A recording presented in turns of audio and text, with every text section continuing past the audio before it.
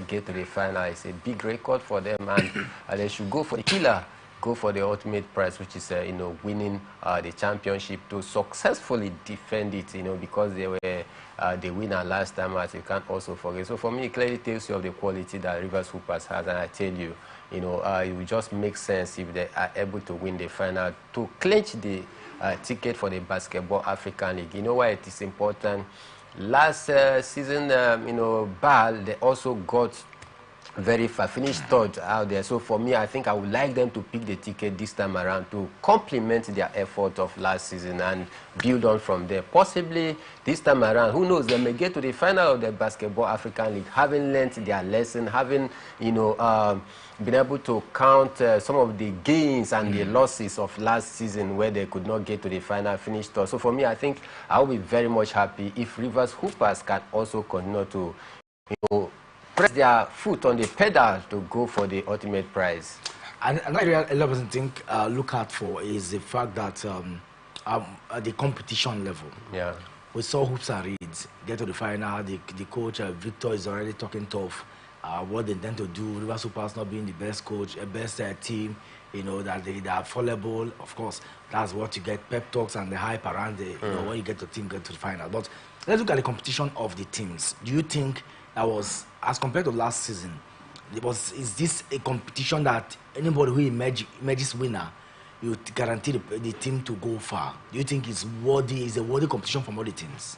Yeah, I think so. Looking at the competition, the healthy rivalries that we've seen in this year's Final 8, of course, you are seeing for the first time in a long while, we are seeing team, getting as much as 80 points, 90 points, I think for me it's very massive. I said it last time that if you want to go out there to the continent and do pretty well, you need to also learn how to score high points out there, because when you get to the Basketball African League, it's about you taking your chances. Those three-pointers, those free throws, how able are you to take them? Are your players good enough for a precision to take those three-pointers? Because the three-pointers is so important that when you take those three-pointers, those free throws, it helps you easily to accumulate points faster than the direct basket throw out there. So for me, I think you take a look at the margins of the win so far. You are seeing Boko City Chiefs defeating their opponent, having about 31-point margin. Rivers Hoopers having about 51-point margin after the whole thing.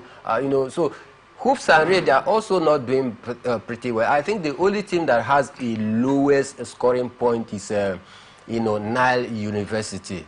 They scored maybe 67, 58, 67, 66, very tight, yeah. But among the rest teams out there, they have been very, very, efficient in terms of putting the points, which is for me very, very important. And you've seen that this season, behind Nile University, no, it was keenly contested, and this is the kind of healthy rivalry that we want to see in the league, because if you're having one team running the show, then it takes away the fun. Then going forward now, it looks like there are things to be done. What are the take off from this year's competition? The takeoff is that basketball is growing, is gaining that momentum that it truly desired. Secondly, teams are improving, Thirdly, we are seeing quality players emerge from different, teams out there. Of course, the Final 8, we saw some teams acquiring one or two quality players to add to their ranks out there. And for the first time, we are seeing a player scoring as much as 40 points, as much as 20-something. So I hope to see the Nigerian Basketball Federation also building on that, trying to look